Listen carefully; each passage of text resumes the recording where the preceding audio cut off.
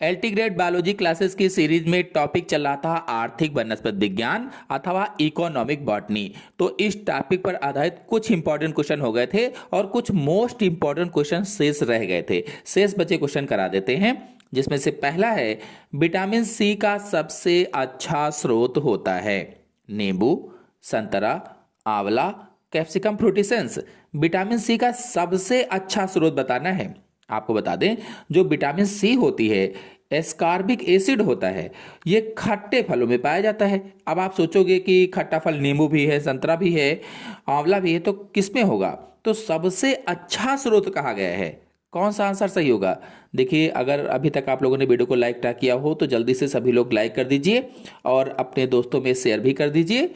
फिलहाल इसमें आंसर सही होगा सी, आंवला। आंवले में नींबू और संतरे की तुलना में सबसे अधिक विटामिन सी होता है, यानी विटामिन सी का सबसे अच्छा स्रोत होता है। और जो डी वाला ऑप्शन है कैप्सिकम फ्रूटिसेंस, तो मिर्च का वानस्पतिक नाम है। ये मिर्च का वानस्पतिक नाम होता है जो विटामिन सी का स्रोत हो सकता है, लेकिन सबसे अच्छा स्रोत नहीं है। नेक्स्ट क्वेश्चन है, निम्न में से कौन सा एक प्रचुर प्रोटीनों का स्रोत होता है?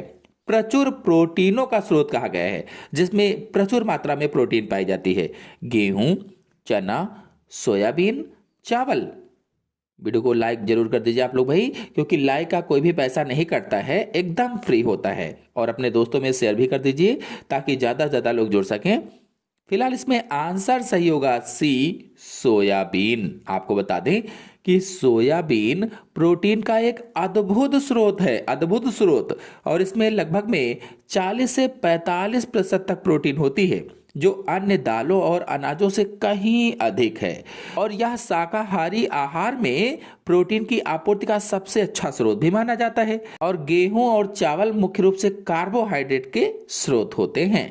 नेक्स्ट क्वेश्चन है, भोजन के दाने जो मनुष्य के लिए सर्वाधिक महत्वपूर्ण खाद्य भोजन प्रदान करते हैं होते हैं तेल बीज, बाजरा, सिंब, धान। कौन सा आंसर सही होगा? सोचिए और बताइए कि इसमें से कौन सा आंसर सही हो सकता है। अगर आप लोगों ने अभी तक वीडियो को लाइक ना किया हो तो लाइक जरूर कर दीजिए भाई, और अपने दोस्तों में शेयर भी कर दीजिए ताकि ज़्यादा से ज़्यादा लोग जुड़ सकें। फिलहाल इसमें आंसर सही होगा डी, धान्य। आपको बता दें, धान्य में गेहूं, चावल, मक्का, बाजरा जैसे जई है, ये सब शामिल होते हैं। जो धान्य फसलें होती हैं इनमें गेहूं भी आता है, चावल भी आता है, मक्का, बाजरा, जई सब कुछ आता है। और ये मनुष्य के आहार का मुख्य आधार भी होते हैं। और आपको बता दें, बाजरा भी एक प्रकार का धान्य है जो अलग ऑप्शन में लिखा गया है। तो इस प्रकार से ये हो जाएगा। फिर अगला क्वेश्चन है, दालें एक अच्छा स्रोत होती हैं, यानी दालें किसका एक अच्छा स्रोत है? प्रोटीन का, कार्बोहाइड्रेट का, वसा एवं कार्बोहाइड्रेट का, सेलुलोज का। दालें किसका अच्छा स्रोत होती हैं? देखिए, इसमें आंसर सही होगा भैया पहला वाला, प्रोटीन का अच्छा स्रोत होती हैं। अब दालों में जैसे अरहर है, चना है, मूंग है, मसूर है, ये सब दाल होती हैं और ये मुख्य रूप से प्रोटीन का भंडार होती हैं। और सबसे ज़्यादा अरहर में पाई जाती है प्रोटीन। और ये शाकाहारी लोगों के लिए प्रोटीन का प्राथमिक स्रोत है। इनमें कार्बोहाइड्रेट भी होता है, लेकिन इनका मुख्य पोषक तत्व तो प्रोटीन ही माना जाता है। नेक्स्ट क्वेश्चन पर आते हैं। नेक्स्ट क्वेश्चन है, औद्योगिक शर्करा प्राप्त होती है। औद्योगिक शर्करा किससे प्राप्त होती है? चार ऑप्शन आपके सामने दिए गए हैं। चुकंदर के प्ररोहों से, चुकंदर की जड़ों से, गन्ने के प्ररोहों से, गन्ने के प्ररोहों तथा चुकंदर की जड़ों से औद्योगिक शर्करा प्राप्त होती है। वीडियो को लाइक ना किया हो तो सभी लोग जल्दी से लाइक कर दीजिए भाई, और अपने दोस्तों में शेयर भी कर दीजिए। फिलहाल इसमें आंसर सही होगा डी, गन्ने के प्ररोहों तथा चुकंदर की जड़ों से प्राप्त होती है। यानी गन्ने से भी बनाई जाती है और साथ ही साथ चुकंदर से भी औद्योगिक शर्करा या शुगर बनाई जाती है या चीनी बनाई जाती है। आपको बता दें, दुनिया में व्यावसायिक स्तर पर चीनी का उत्पादन मुख्य रूप से गन्ने से किया जाता है और इसी के साथ चुकंदर से भी किया जाता है, शुगर बीट से भी किया जाता है। गन्ने में चीनी उसके तने के रस से निकाली जाती है, जिसको यहाँ पर प्ररोह कहा गया है, और चुकंदर जो होता है उसकी जड़ या रूट से निकाली जाती है। नेक्स्ट क्वेश्चन है, सभी दालें संबंधित होती हैं कुल। सभी दालें किस कुल से संबंधित होती हैं? सोचिए और बताइए किसमें से कौन सा आंसर सही हो सकता है। जब तक आप लोग सोच रहे हैं वीडियो को भाई सभी लोग लाइक करते चलें, क्योंकि लाइक से आपका कोई भी नुकसान नहीं होगा। तो लाइक जरूर कर दीजिए और अपने सभी दोस्तों में शेयर भी कर दीजिए। तो इसका आंसर सही होगा बी, लेग्यूमिनोसी से। यानी सभी दालें किस कुल से संबंधित हैं? तो लेग्यूमिनोसी से संबंधित हैं। और इसे दालकुल भी कहा जाता है। जो लेग्यूमिनोसी है इसे दालकुल भी कहते हैं या फेबेसी कुल भी कहते हैं, फेबेसी कुल। और इन पौधों की जड़ों में राइजोबियम नामक जीवाणु पाया जाता है या बैक्टीरिया पाया जाता है, जो नाइट्रोजन का फिक्सेशन करता है या नाइट्रोजन स्थिरीकरण करने में मदद करता है। नेक्स्ट क्वेश्चन है, निम्न में से कौन सा रेशे प्रदान करने वाला पादप है? इनमें से कौन सा रेशे प्रदान करने वाला पादप है? सोचिए और बताइए कि कौन सा आंसर सही हो सकता है।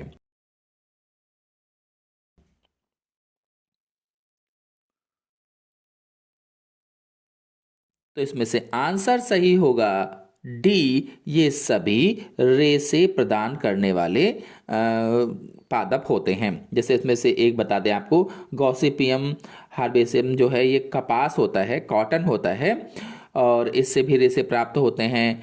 ऐसे ही जो इसमें से कॉकस न्यूसिफेरा है, ये नारियल का जो कोयर होता है उससे रेशे प्राप्त होते हैं। तो इसी तरह से इन सब से रेशे प्राप्त होते हैं। नेक्स्ट क्वेश्चन है, हेम्प के तंतु प्राप्त होते हैं। हेम्प के तंतु इनमें से किससे प्राप्त होते हैं? चार ऑप्शन आपके सामने दिए गए हैं। सोचिए और बताइए कि कौन सा इसमें से आंसर सही हो सकता है।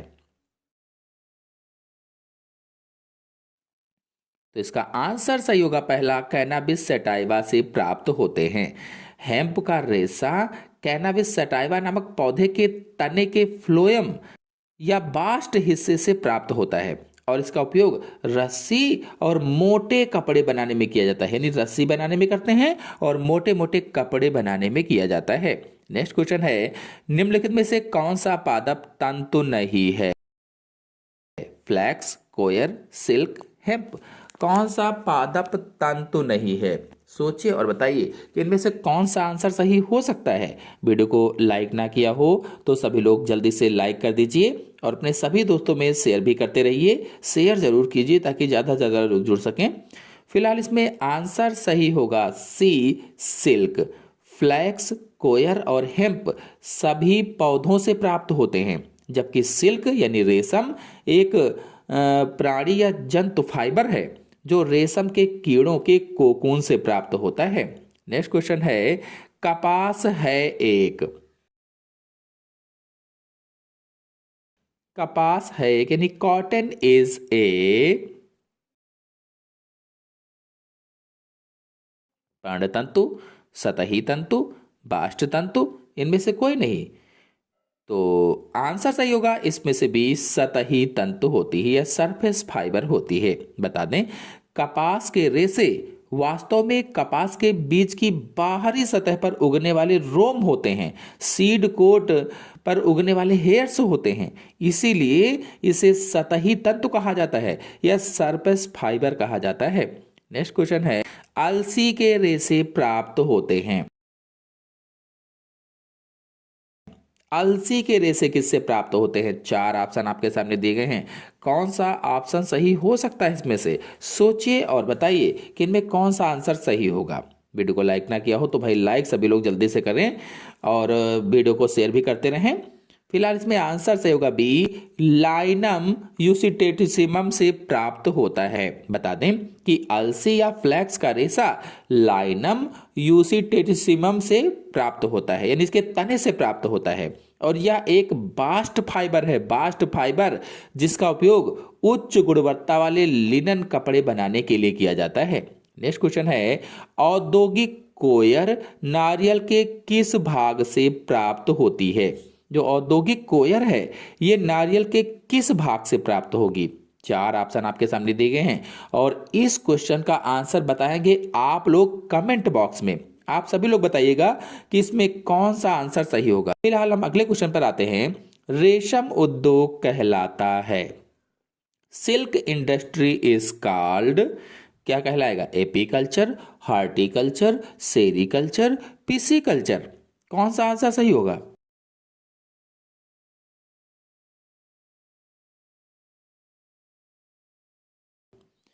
तो इसमें आंसर सही होगा सी, सेरीकल्चर कहलाता है। रेशम उद्योग या सिल्क इंडस्ट्री सेरीकल्चर कहलाती है। बता दें, रेशम के कीड़ों से व्यावसायिक रूप से जो रेशम बनाया जाता है, इस पूरी प्रक्रिया को सेरीकल्चर कहा जाता है। और रेशम के कीड़े बॉम्बेक्स मोरी जो होता है, इसके व्यावसायिक पालन को सेरीकल्चर कहते हैं। एपीकल्चर मधुमक्खी पालन को और पिसीकल्चर मछली पालन को कहा जाता है। नेक्स्ट क्वेश्चन है, शुष्क नारियल से हास्क तंतु कहलाते हैं, जो शुष्क नारियल से प्राप्त हास्क तंतु होते हैं क्या कहलाते हैं? फ्लैक्स, हेम्प, कोयर, कोपड़ा, क्या कहलाएंगे?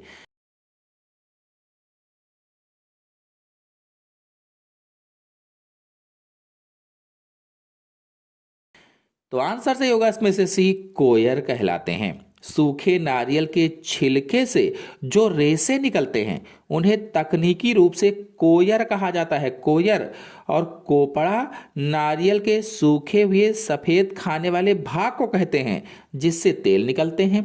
नेक्स्ट क्वेश्चन है, जूट के पादप से प्राप्त होता है जिसका संबंध है कुल।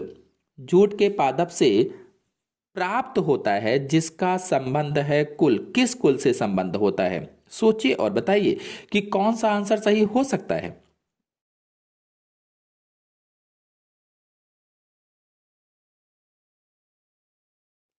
तो आंसर से होगा इसमें से बी, टीलिएसी से संबंधित है। आपको बता दें कि पारंपरिक रूप से इसे टीलिएसी कुल में रखा जाता है, लेकिन अब वानस्पतिक विज्ञान में इसे मालवेसी कुल के अंतर्गत उपकुल के रूप में वर्गीकृत किया गया है। नेक्स्ट क्वेश्चन है, कपास के तंतु बने होते हैं, किसके बने होते हैं? जो कपास के तंतु होते हैं वो प्रोटीन के, सेलुलोज के, वसाओं के या मंड के बने होते हैं? किसके बने होते हैं? तो आंसर से होगा बी, सेल्यूलोज के बने होते हैं। कपास लगभग 90% शुद्ध सेल्यूलोज होता है। जो कपास होता है उसमें लगभग 90% शुद्ध सेल्यूलोज होता है। और यह बीज की सतह पर उगने वाले रोम होते हैं, रोम। नेक्स्ट क्वेश्चन है, केसर उत्पन्न होता है, केसर किससे उत्पन्न होता है? सोचिए और बताइए कि कौन सा ऑप्शन सही हो सकता है। Saffron is produced from,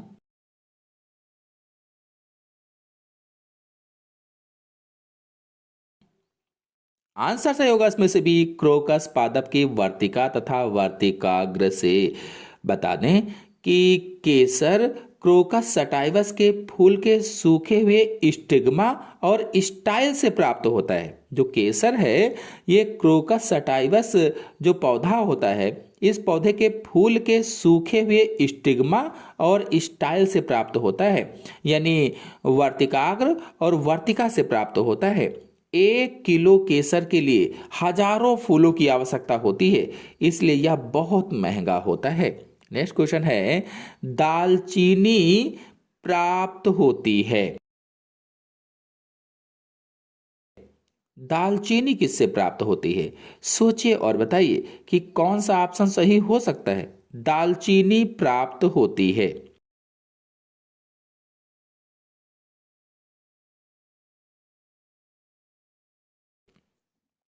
answer सही होगा इसमें से बी, सिनेमोमम जेलेनिकम। जो सिनेमोमम जेलेनिकम है, इससे दालचीनी प्राप्त होती है। ये दालचीनी का वानस्पतिक नाम है। बता दें, दालचीनी इस पेड़ की छाल से प्राप्त होती है या बार्क से प्राप्त होती है, और ये एक प्रकार का मसाला होता है। इसका उपयोग स्वाद और औषधि दोनों के लिए किया जाता है। नेक्स्ट क्वेश्चन है, भोजपत्र प्राप्त होता है, भोजपत्र, भोजपत्र इज ऑब्टेन्ड फ्रॉम, किससे प्राप्त होता है? सोचिए और बताइए कि इसमें कौन सा आंसर सही हो सकता है।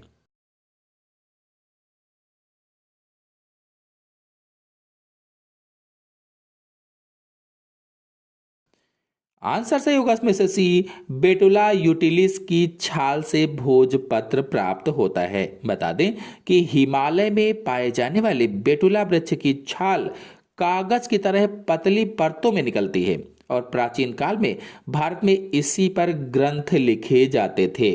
नेक्स्ट क्वेश्चन है, टर्पेंटाइन किस कुल के पादपों से प्राप्त होता है? टर्पेंटाइन, चार ऑप्शन आपके सामने दिए गए हैं, क्रोसीफेरी, रोटेसी, पाइनेसी, मिरटेसी। टर्पेंटाइन किस कुल के पादपों से प्राप्त होता है? Turpentine is obtain from plants of which family? Answer सही होगा इसमें से सी, पाइनेसी कुल के पादपों से प्राप्त होता है। टर्पेंटाइन का तेल चीड़ के पेड़ों से निकलने वाला रेजिन के आसवन से प्राप्त होता है। रेजिन के आसवन से, और चीड़ पाइनेसी परिवार का हिस्सा होते हैं, इसलिए इसमें आंसर सही होगा सी, पाइनेसी। नेक्स्ट क्वेश्चन है, कार्डेमोम बीज है, कार्डेमोम बीज, कौन सा आंसर सही होगा? सोचिए और बताइए कि इसमें से कौन सा सही हो सकता है।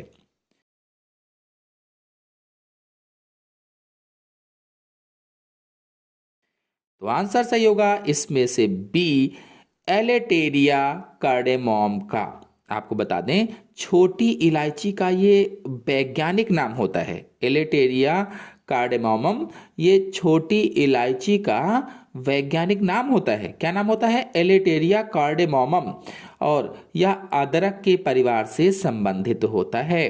नेक्स्ट क्वेश्चन है, केसर के पादप संबंधित होते हैं कुल, केसर के पादप किस कुल से संबंधित होते हैं? सोचिए और बताइए कि कौन सा ऑप्शन सही हो सकता है इसमें से।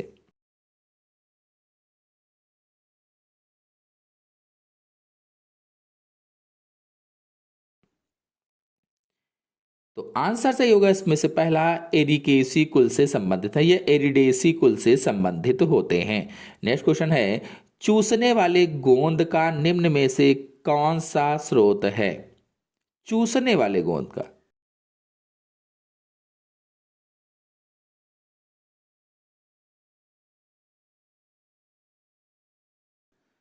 तो आंसर सही होगा इसमें से बी, एक्रस सपोटा का रबड़ क्षीर। आपको बता दें कि च्युइंगम का आधार चिकल नामक पदार्थ होता है। जो च्युइंगम है, च्युइंगम का आधार चिकल नामक पदार्थ होता है, जो चीकू के पेड़ के लेटेक्स या दूधिया द्रव से प्राप्त किया जाता है। नेक्स्ट क्वेश्चन है, लौंग होता है एक, लौंग होता है एक फल, पुष्पकलिका, वर्धिकलिका, बीज, कौन सा आंसर सही होगा?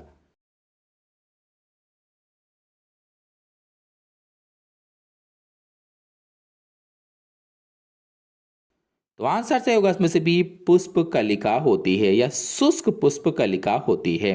बता दें कि लौंग असल में मिर्टेसी परिवार के एक पेड़ की सूखी हुई बिना खिली पुष्पकलिका होती है और इसका उपयोग मसाले और औषधि के रूप में किया जाता है। नेक्स्ट क्वेश्चन है, कोकोआ प्राप्त होता है, कोकोआ किस से प्राप्त होता है? चार ऑप्शन दिए गए हैं, पत्ती से, छाल से, बीजों से, जड़ से, किससे प्राप्त होगा?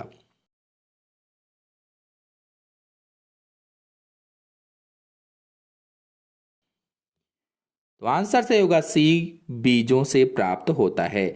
चॉकलेट बनाने के लिए इस्तेमाल होने वाला कोकोआ थियोब्रोमा कोको नामक पेड़ के फलों के अंदर मौजूद बीजों से प्राप्त होता है या कोको बीज से प्राप्त होता है। नेक्स्ट क्वेश्चन है, निम्नलिखित में से कौन सा स्टार्च का स्रोत नहीं होता है? इनमें से कौन सा स्टार्च का स्रोत नहीं होता है? चार ऑप्शन आपके सामने दिए गए हैं, कौन सा ऑप्शन सही होगा?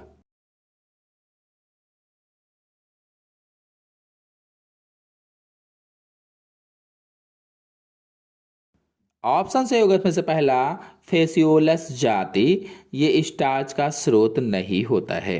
बता दें, फेसियोलस मुख्य रूप से फलियों जैसे राजमा है, बीन्स है की प्रजाति होती है जो प्रोटीन का मुख्य स्रोत है, जबकि ट्रिटिकम यानी गेहूं, जियामेज यानी मक्का और सोलेनम ट्यूबरोसम यानी आलू स्टार्च या कार्बोहाइड्रेट के समृद्ध स्रोत होते हैं। नेक्स्ट क्वेश्चन है, सिनकोना से कुनैन की खोज सर्वप्रथम हुई। सिनकोना से कुनैन की खोज सबसे पहले किसमें हुई थी? पोलैंड में, मध्य एशिया में, पेरू में, पुर्तगाल में, कहाँ हुई थी? सोचिए और बताइए।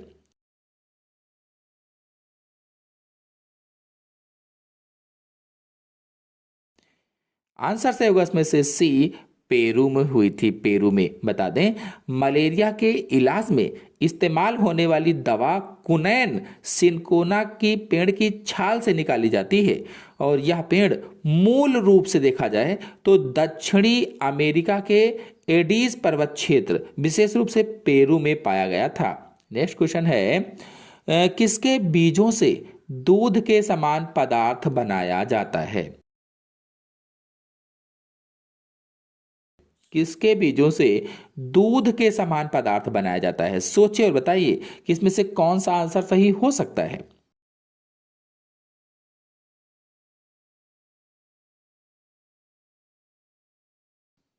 आंसर सही होगा इसमें से सी, सोयाबीन के बीजों से। आपको बता दें कि ये जो सोयाबीन के बीज होते हैं, इससे दूध के समान पदार्थ बनाया जाता है। नेक्स्ट क्वेश्चन है, बांस उगता है, कहाँ उगेगा? उष्णकटिबंधीय सदाबहार वनों में या समशीतोष्ण वर्षा वाले वनों में या पर्णपाती वनों में या शुष्क पर्णपाती वनों में बांस कहाँ उगता है? आप सभी लोग बताएं।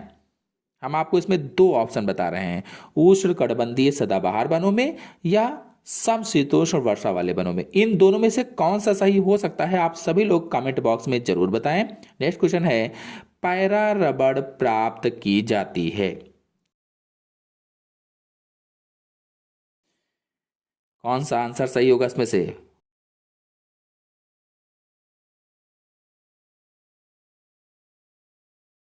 फ्राम हैविया ब्रेसिलेंसिस से प्राप्त होती है, यानी पैरा रबड़ हैविया ब्रेसिलेंसिस से प्राप्त होती है।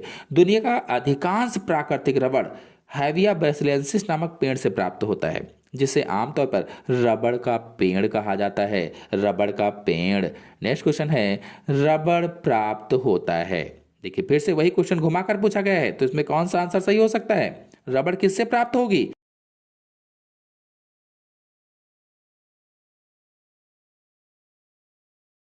सी, हैविया ब्रेसिलेंसिस के तने में छेद करके प्राप्त होती है।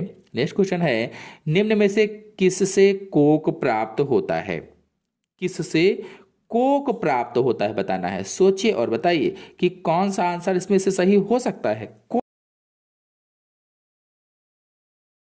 किससे प्राप्त होगा?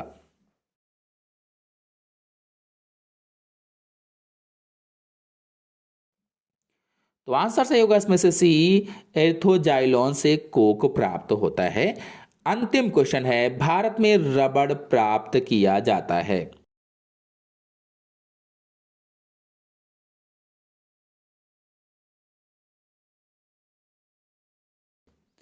रबड़ अभी हमने बताया था, हैविया ब्रेसिलेंसिस से रबड़ प्राप्त किया जाता है। आशा है आपको इकोनॉमिक बॉटनी पर आधारित सभी क्वेश्चन अच्छी तरीके से समझ में आ गए होंगे। आ गए हो तो वीडियो को लाइक कीजिए, अपने सभी दोस्तों में शेयर कीजिए। चैनल पहली बार आए हैं तो चैनल को सब्सक्राइब भी कर लीजिए। धन्यवाद।